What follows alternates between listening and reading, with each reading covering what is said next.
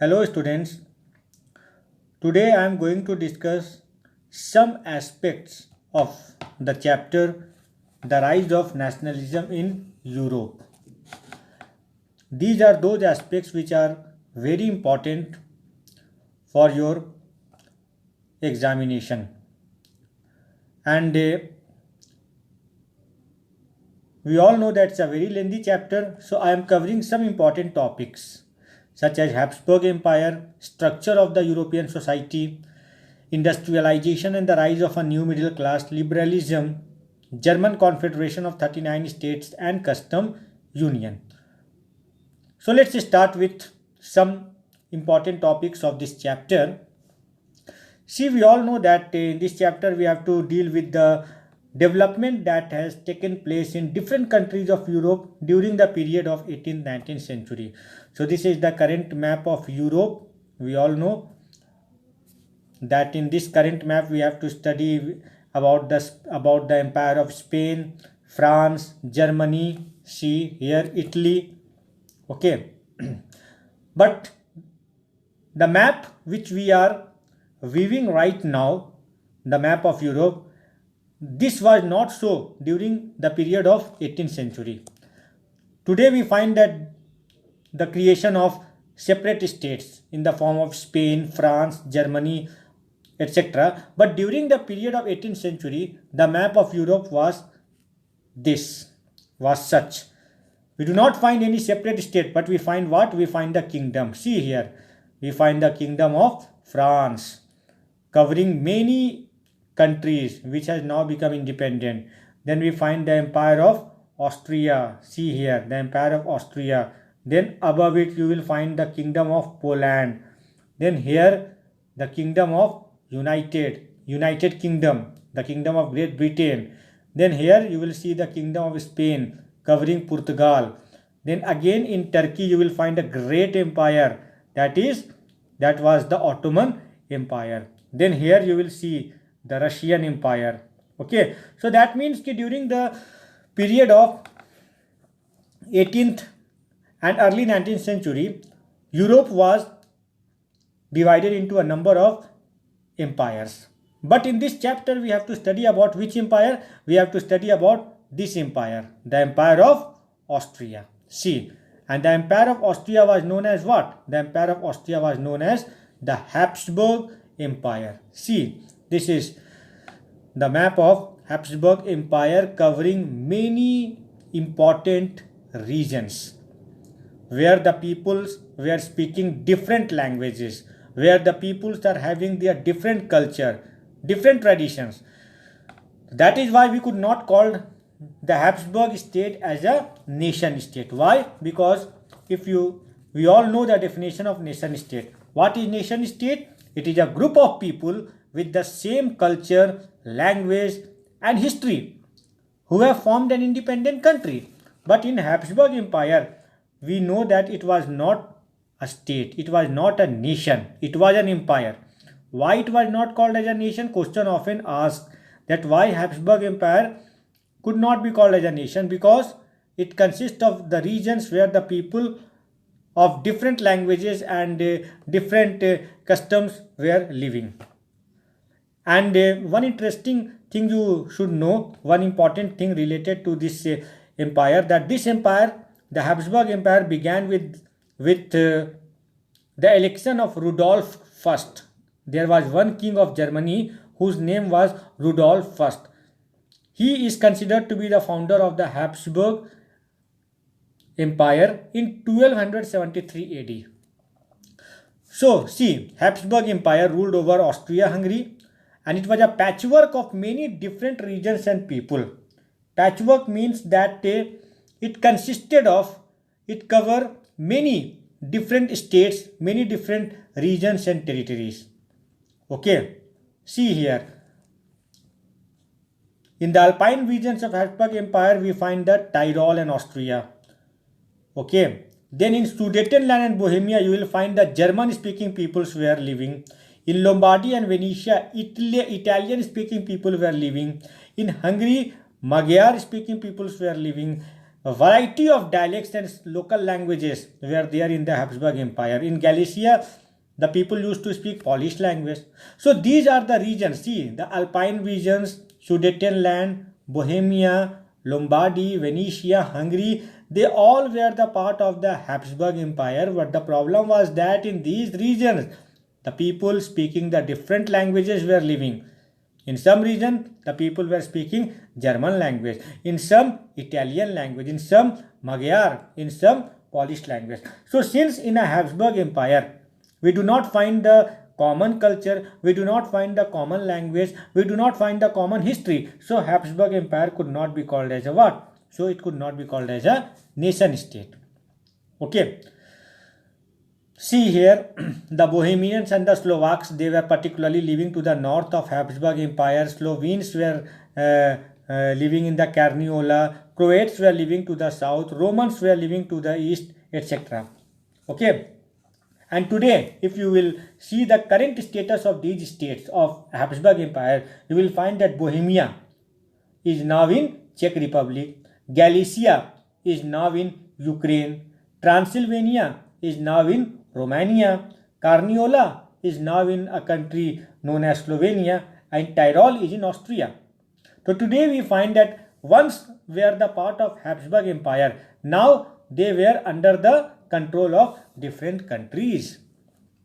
So Habsburg Empire was a conglomeration of the different states inhabiting the people speaking different languages, having the different culture. Okay. Now, so during the period of 18th century, we find that in almost all the European countries, the society was divided into two groups, aristocratic class and peasantry class. Who were the aristocratic class? They were the rich people. They were the owner of big estates, large farm, and they were particularly living in the eastern and central part of Europe.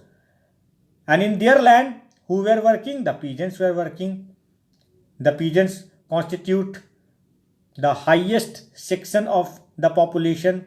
Their population was large in number, but most of the peasants, they were landless. They do not have the land of their own. They are working on the land of the landlords. And particularly the peasantries were mostly living in the Western Europe. Okay.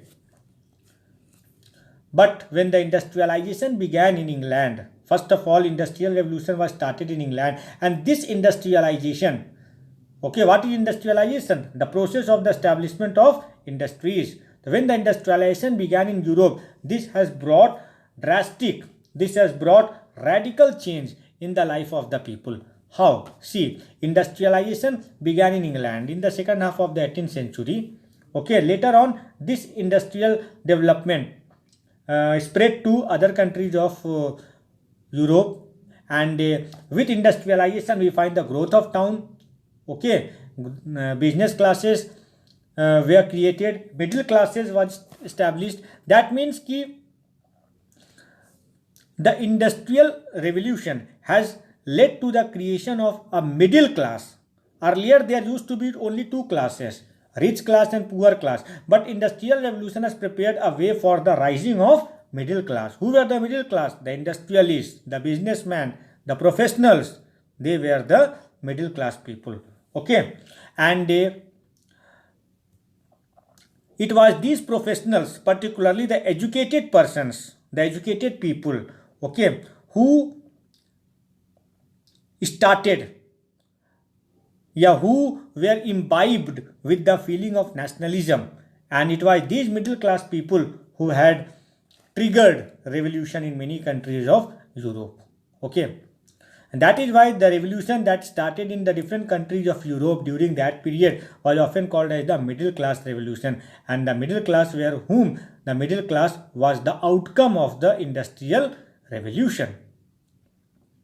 So this industrial revolution has brought changes in the life, in the perception, in the outlook, in the attitude of the people of Europe. Okay, they became conscious.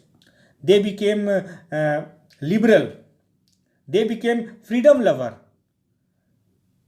Okay, and finally we find that because of industrialization, the system of feudalism was abolished and a new era began in Europe. Okay, see the middle class people.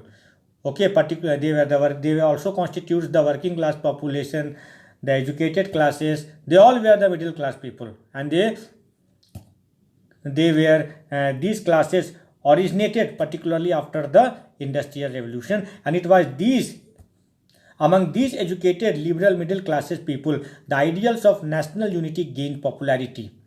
And this ideal of national unity has not only abolished, has not only exterminated the system of feudalism, but it also prepared a ground for revolution in different countries of Europe. And these liberal educated persons, middle classes people, were very much influenced by one principle that developed during that period. This principle was known as, this system was known as liberalism. So what is liberalism? See, liberalism derived from the Latin word liber, which means free. Okay, so liberalism means that it's talk about the freedom for individual, equality before law, etc. In fact, liberalism, see, if you see the features of liberalism, if I am saying that I am a very liberal person, so what does it mean? It means that I believe in certain things. What are these certain things? This means I want freedom for individuals. I want equality before law. I want the government to be elected by the people.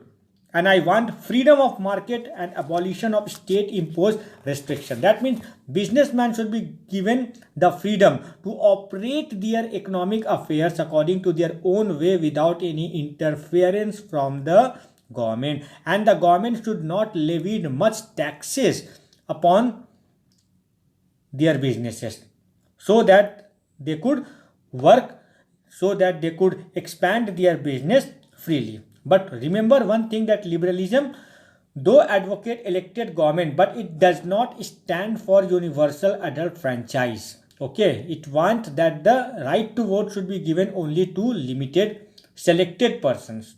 Okay, and that's the reason why we all know that after the French Revolution we know that right to vote was not given to all persons. Even in America, in England, and in many countries of Europe. Okay, so when they adopted the liberal principle, they did not provide right to vote to all the sections of the society. That means right to vote was confined only to certain section of the population.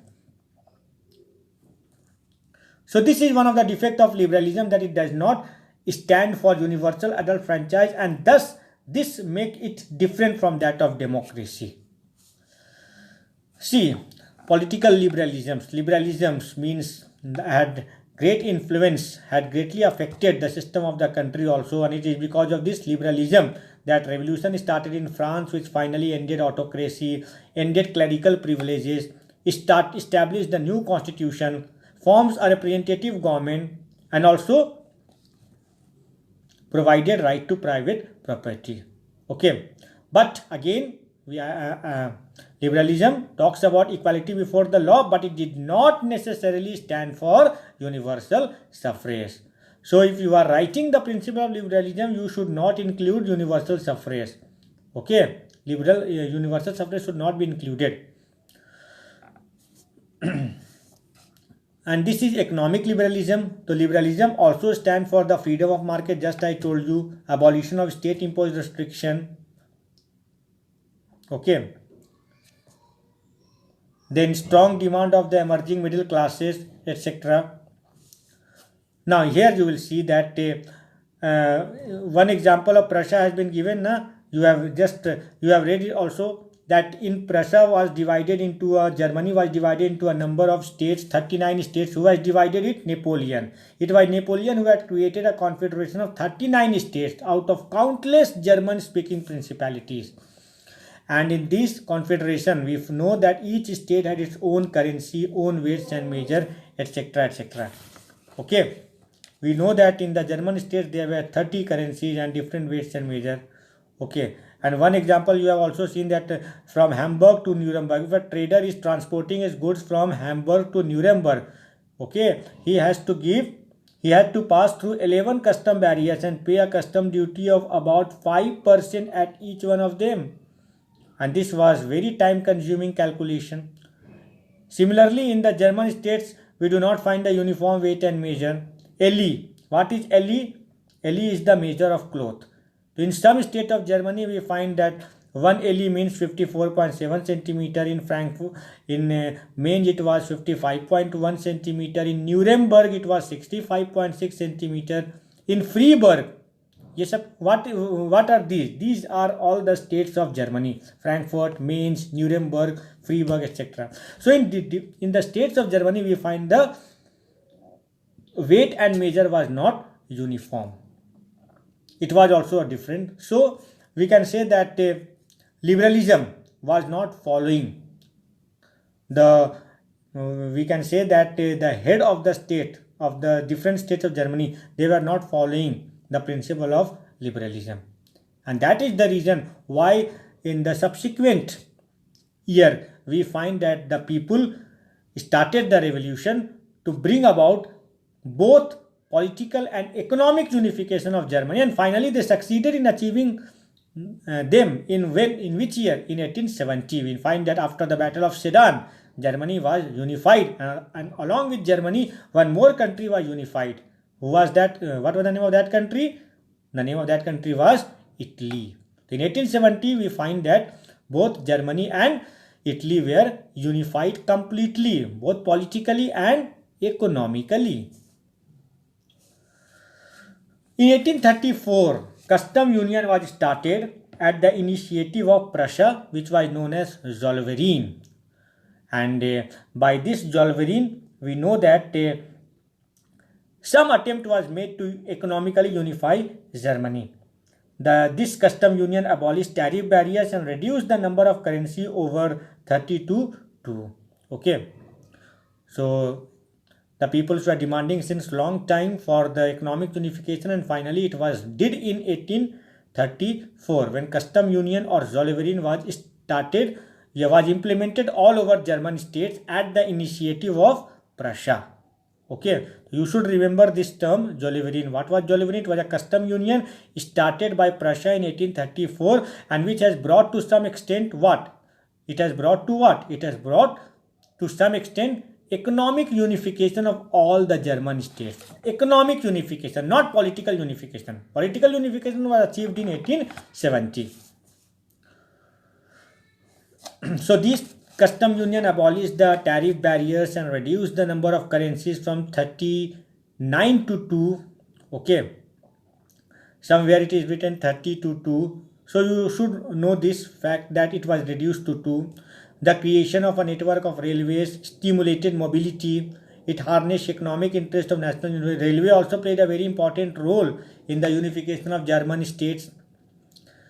So economically Germany was unified more or less, but now the people were awaiting for what? They were awaiting for the political unification of Germany, because we all know that the different states of Germany were under the control of whom? They were under the control of the foreign rulers.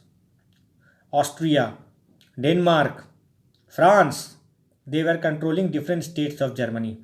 So without defeating these countries, Germany could not be achieved, and this was finally done by whom? By Otto von Bismarck in 1870. And I have covered up both German unification and Italian unification in one of my PPT. So now these are some of the important questions which you can see, and related to all those topics which I had discussed just now. Okay, just go through these questions, 1 mark questions, then 3 to 5 mark questions. Such questions are often asked in the board exam and in the midterm also. So these are some of the questions, so just go through it. Okay, some more questions are here, and try to find out the answer of these questions. Okay students, so I have covered some aspects of this chapter, some topics of this chapter, and I have completely discussed this chapter in my PPT earlier. Okay, thank you.